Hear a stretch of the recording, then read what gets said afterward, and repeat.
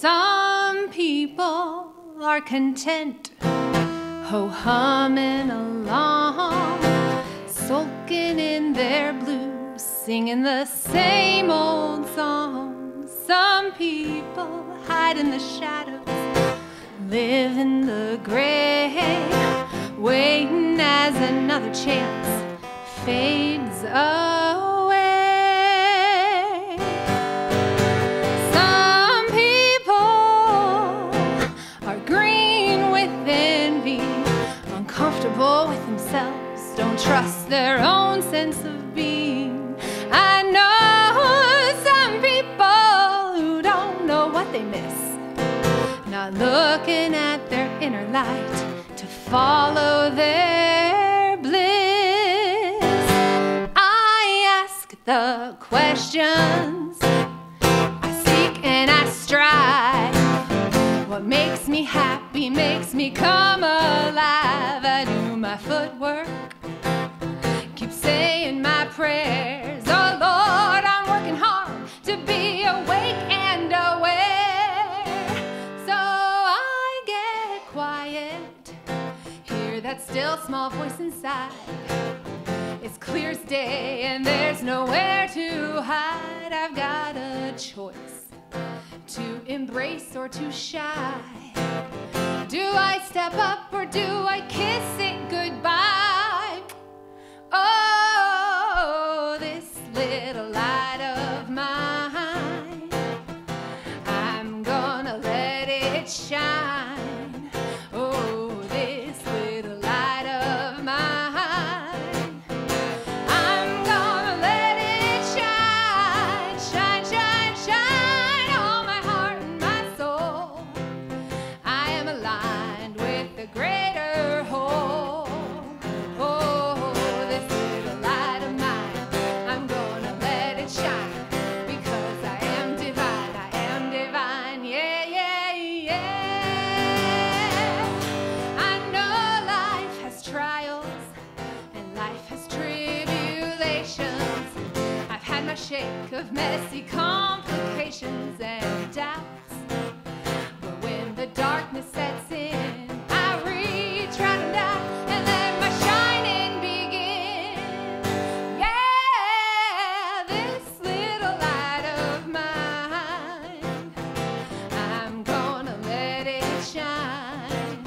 Oh, this little light of mine, I'm gonna let it shine, shine, shine, shine. When the going gets tough, I needn't fear, my light is strong enough.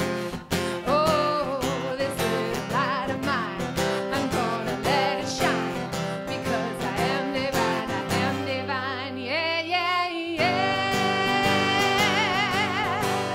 No, I won't let anybody blow it out. They'll do their thing and I'll do mine. No, I won't let anything keep me down. Whatever happens, I will be just fine. Oh, this little light of mine, oh, I'm gonna let it shine. Oh, this little light of mine, I'm gonna let it shine, shine, shine, shine on my heart and my soul. 'Cause everybody faith I can show. This little light of mine, I'm gonna let it shine, because I am divine, yeah, yeah, yeah.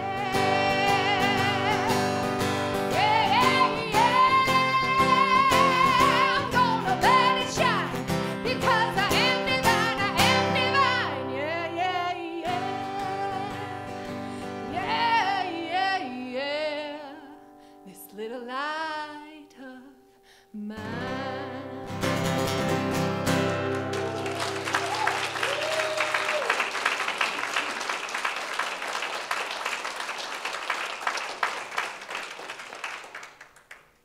And thank you for coming, she said it all.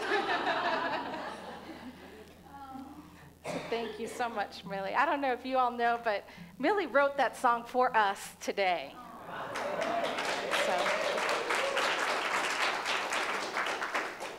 So it is such an honor to be able to work with a musician that we can share ideas and bounce things off of one another and have this shared vision. So this truly is a collaborative experience today.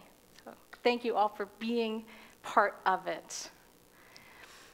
So as Millie said in the song, which so beautifully put it, right? Life has its trials and tribulations, share of messy complications, and we've all gone through that. But what I want to remind you of today is that that light that you are can overcome all of that. That light that you are is stronger than any messy complication you're going to be faced with in your life. And one of the things I love about the song, This Little Light of Mine, Millie's version, the original version, is that sense of childhood enthusiasm that comes out in it, right? That sense of just inner joy bubbling forward. And when we sing joy songs like this, and we're reminded of our light, it brings us to that place where we're willing, maybe just a little bit, to touch into that inner child, to jump and play and dance and paint and sing for the sheer joy of it, to really embrace that. Because kids have it figured out, right? They are willing to let that light come out no matter what. Y'all can just ask Noah, he's hiding back there now, but he certainly does not hide his light in any situation. And we really can learn from that in our lives. So what is this little light of mine? What is it? Charles Fillmore, one of Unity's co-founders, described the inner light as the indwelling spirit resident at the center of every man. So at the center of your being, every man, every woman, the center of your being is this illumination of the indwelling spirit. And I imagine that the song, This Little Light of Mine, was highly influenced from biblical scripture. If we turn, to Matthew chapter 5, we're right smack dab in the middle of the Sermon on the Mount. And listen to the words that are attributed to Jesus here. You are the light of the world. A city built on a hill cannot be hid. No one, after lighting a lamp, puts it under the bushel basket, but on the lampstand where it gives light to all in the house. And in the same way, let your light shine before others so that they may see your good works and glorify your Father in heaven. So here he's comparing this light that you are to a lamp. Now today we might take lamps for granted, right? We see lights everywhere. In fact, it's very hard for us in modern society to get to a place where there isn't light, to get ourselves to a point where we can understand what does it mean to be in total darkness. Right? We always have ambient lighting from other cities around us, even if we're out camping. It's hard to really acknowledge that darkness. But now step back, if you will, in your minds, to the time that this was being written. And if we travel back in time, we find that people were living in dwellings with no windows and almost a cave-like sense of darkness. Right? There were no electrical lights.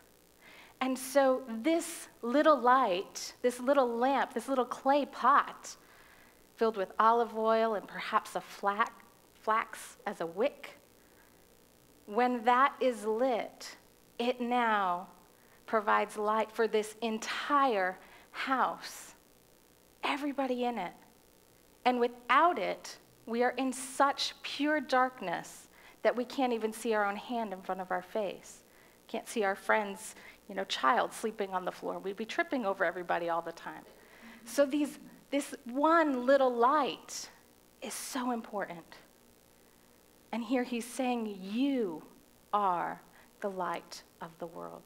You are this very precious, very important very needed light. So let it shine. Perhaps this concept of then, how do I shine, comes to us. Many of us were not brought up being told that we shine. Some of us might feel that this idea of an inner light is a new concept, or may still be shrinking back from that idea. Really, a light in me? Not so much. In his work, Discover the Power Within You, Eric Butterworth wrote many pages on the concept of the inner light. And his work is ultimately something that helped me transform my thought around this concept of inner light. One of the things that he wrote was, you are the very activity of God in expression. The very activity of God in expression. So there is no place where the light of God is any more present than where you are. And there is no one any more privileged to radiate that light than you.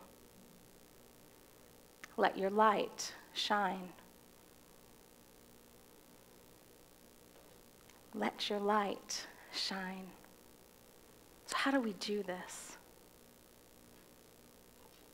I suggest that we start by embracing our own authenticity and individuality, by being true to ourselves, by being true to what we are feeling called to do in the world, and to changing that periodically as well, continually listening. Myrtle Fillmore once wrote that our work is our means of expressing what God is unfolding through us. In my own life, I was very blessed to have a mother that encouraged the arts because that was my passion. That's what I loved doing. And she always told me as a child, whatever you do when you grow up, do what you love. Do what you love. It's great advice. And yet, I started out that way, right? When I went to college, I said, okay, well, I'm going to go to art school. So I went to art school.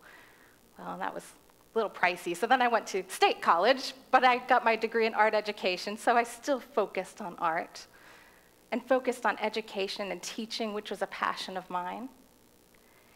And we moved a lot, so I went through and got my teaching certification in 3 states, which if anybody has ever obtained one, you know how much of a rigmarole is involved in that and all the testing and all the fees. So I did it 3 times. And then I got a job as a teacher's assistant in a 1st grade classroom, which I could have done without any of that training, by the way. So I found myself at this point of reading Discover the Power Within You and claiming this idea, yeah, this light does exist in me. By golly, he's right. Butterworth knows what he's talking about. Because I started to feel it bubbling up, and I was like, I need to be doing what I love doing, and I'm not doing it. So there were rumors that there were going to be cutbacks and assistants might be leaving, and I said, well, you know what? It's a sign. I'm leaving. So I quit my job, and I started working full-time as an artist and an art teacher, and I let my light shine. And it was fantastic. I loved it. Built up, this job, right? This business, this company for myself. And I did that for about a year before something inside started saying, we have something else for you. Really, I thought this was it, right? I'm doing my passion. I'm doing what I love. And I was journaling one morning, and in my journaling, somehow, I wrote down that I wanted to come here. I wanted to come to Unity Institute and start studying to be a minister. And no sooner had I written it down that my head started going, whoa, no. I don't know how that even got out on the page. What was I thinking? Being a minister is kind of crazy for an artist and an art teacher. You don't do that. And so I went like this, to that thought, to that idea, right? If we had bushel baskets, that's what I was doing, was throwing one on top of that idea of light that was trying to express. So when have you done this? Have you? You all just shine all the time, right?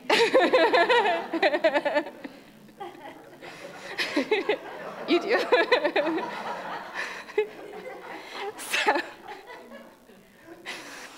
So I'm guessing that we all have experiences in our lives where we try to diminish that light in some way.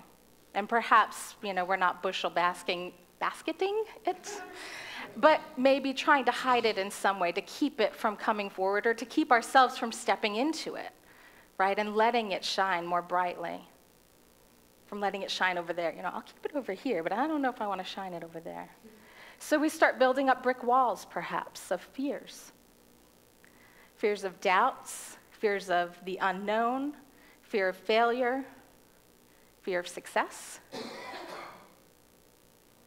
Or perhaps we think, yeah, sure, I got this. And then life throws some boulders in front of our path.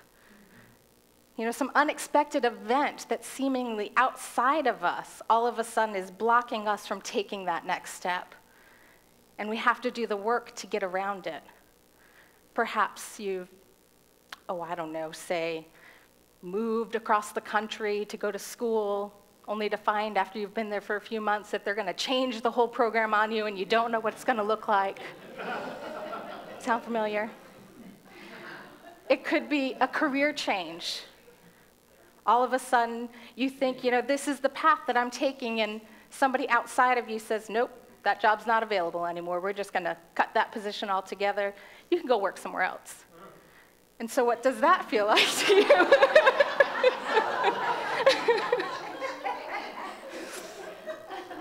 So life throws us boulders every once in a while, right?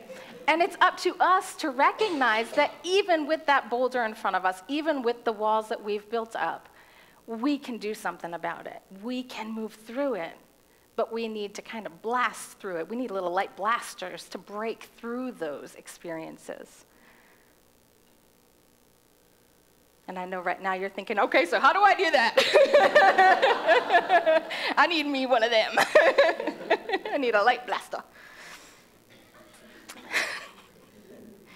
So what happens when we get to the point where we say, okay, I'm ready, I'm going to go for it, I'm going to take that next step. We claim it, maybe we break down a few bricks, clear some boulders out of our path, and now we are so filled with our own light, our own understanding of that light, we are just busting, ready to get out and do it in the world. And so the next person we come across, we're like, hey, I've got this great idea. Maybe we say, I'm going to go to ministerial school, or I'm going to quit my job and I'm going to be a dancer full-time, or I'm going to write a novel.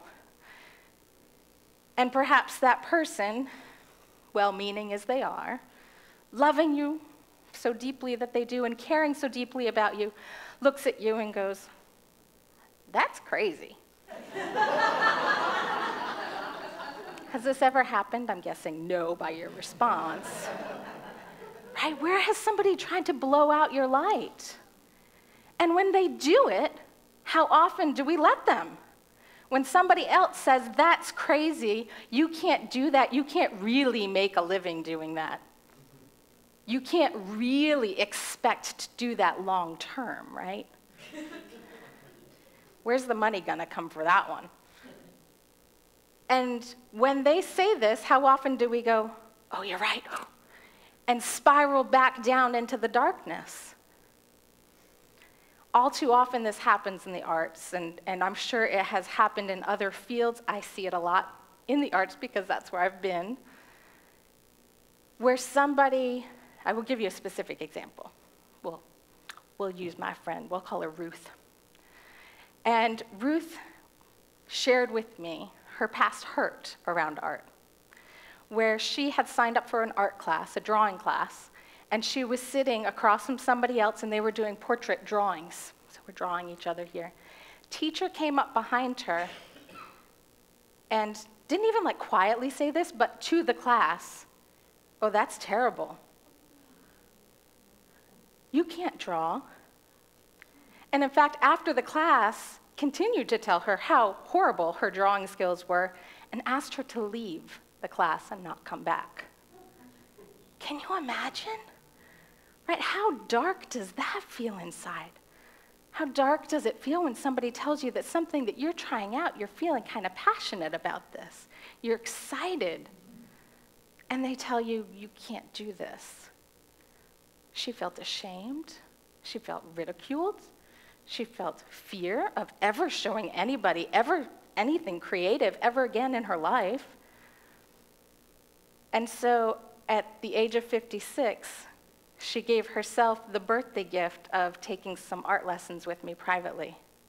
She already knew me. She knew I wasn't going to say that by any stretch. Please know, if you ever take an art class with me, I will never say that. In fact, I don't believe that's true. I don't believe anybody is not capable of creativity. I think exactly the opposite. And that's what I held for my friend when she came and took the painting lessons. I held, she is a divinely inspired, creative being. And that creativity has been waiting 30 years to be expressed. And so I held the door open and held the space for her while she came into that. And she started painting and painting and painting and painting and painting. And now she can't stop. Every time I talk to her, she says, "You created a painting monster." But she's doing great with it, too. I mean, she's not, paying the mortgage with it. That's not her goal. But she's actively involved in the local arts community. She has her work hanging in galleries. And she's excited and thriving as an artist. And with this opening door into the painting, she started writing poetry. And now she has 2 published books of poetry out there. So it's like one little light when we recognize it in ourselves, when we hold it and recognize it in somebody else, that little light can start growing and burning brighter and brighter and bringing us into our own truth.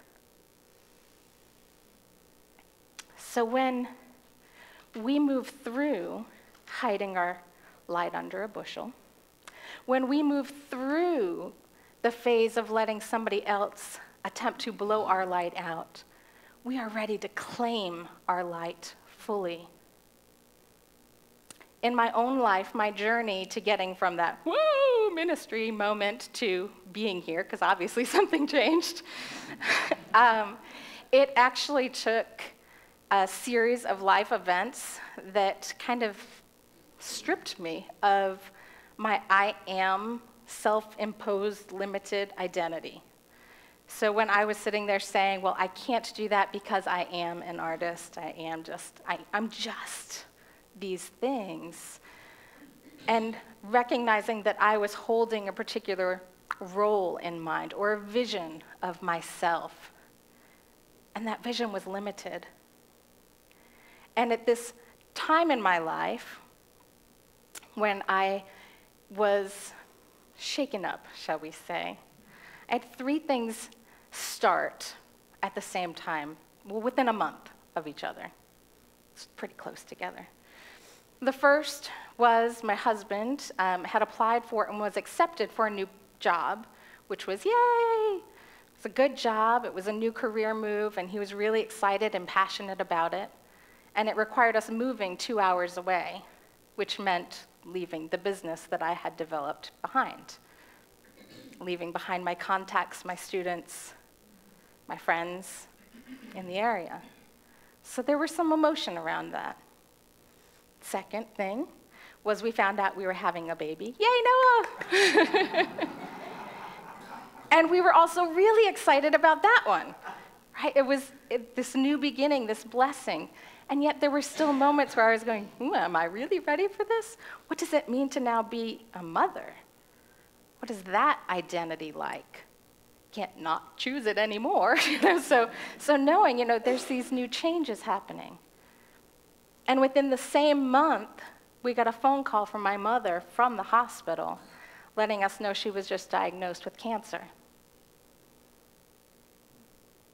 And this experience of being there through that process, through that journey, coming to identify myself as a new mother, as somebody living in a new town, not knowing anybody, not having my career at all around me anymore, and facing the threat of losing my mother, was a time that catapulted me into that darkness.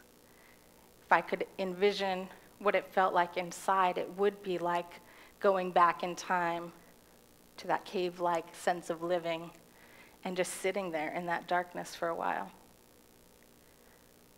But what would happen is within that darkness, there was hope. Within that darkness, there was a sense of trust, of faith, of being willing to accept the concept of new beginning. And within the darkness, the light kept flickering on. And somebody would see my light, even when I felt that I was in my darkest moment. And every time that somebody else saw that light, or I got a glimpse of it through something I was reading, and I was reminded of that light, it helped me to push through any sense of limitation, to get to this point of knowing that who I am is not bound by this human experience, and is not bound by any experience I'm going to have here. Who I am is a spiritual being, and claiming my light within that, just as I encourage you to claim your light today. One quote that kept coming to me, and it was like, showed up so many times, and I know that this quote comes around a lot now. At the time and where I lived, it was really kind of freaky weird that it kept showing up as much as it did. And it was by Marianne Williamson in her book, A Return to Love.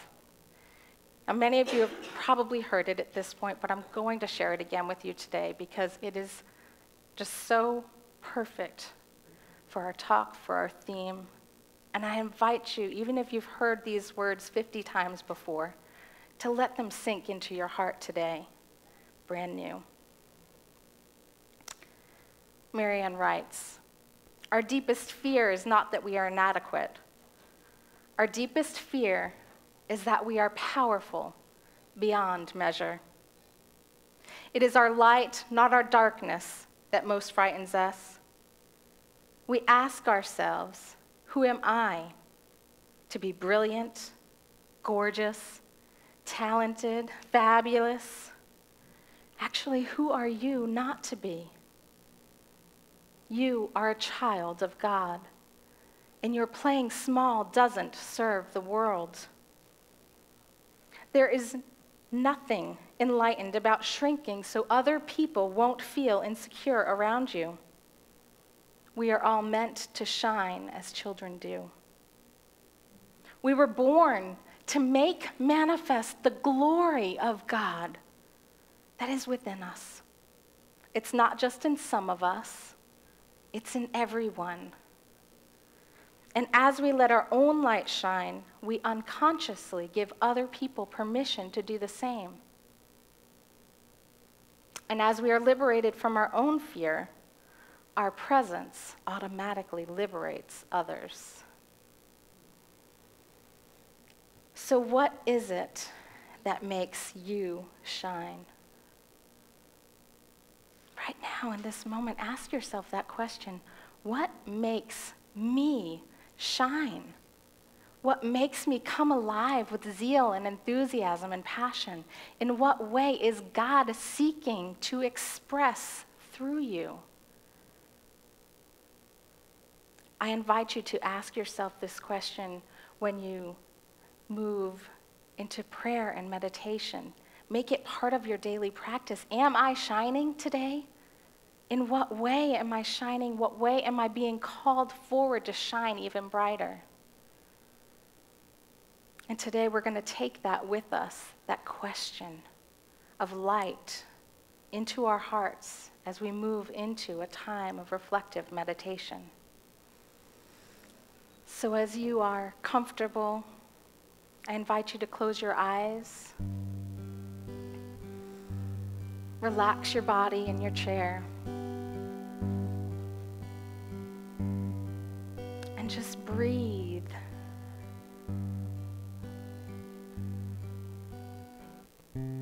Breathe in the light that you are.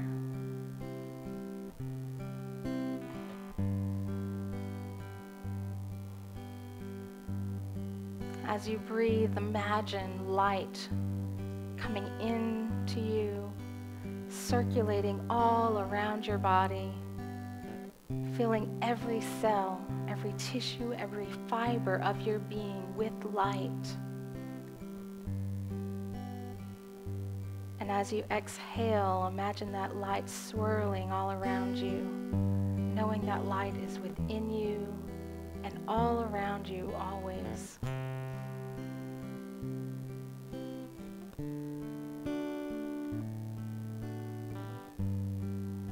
Imagine the center of light at your heart center. And see it glowing, white hot. Feel the radiating heat of the light that is within you, filling your body.